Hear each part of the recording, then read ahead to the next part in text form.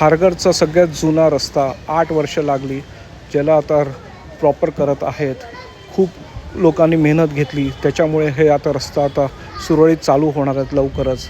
एक आठवड्याभरात इथून रहदारी सुरू होईल.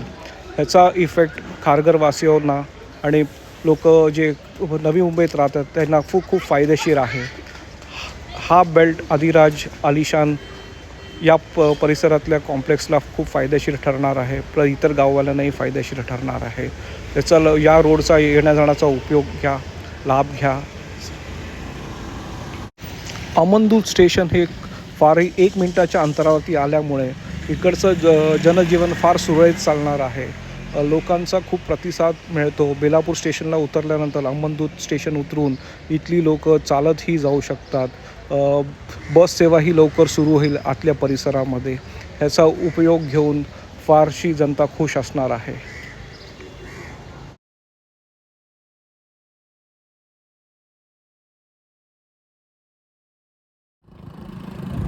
अमनदूत स्टेशनला उतरून चालत आलेल्या लोकांना किंवा गाडीने आलेल्या लोकांना आज फक्त 50 मीटरच्या रस्त्याचा हा 8 वर्ष थांबून वेळ घेऊन उपयोग घेऊ शकतात आणि त्याचा हा गोल्डन ऑपॉर्च्युनिटी हे खारघरवासीय हे आता एन्जॉय करणार आहेत.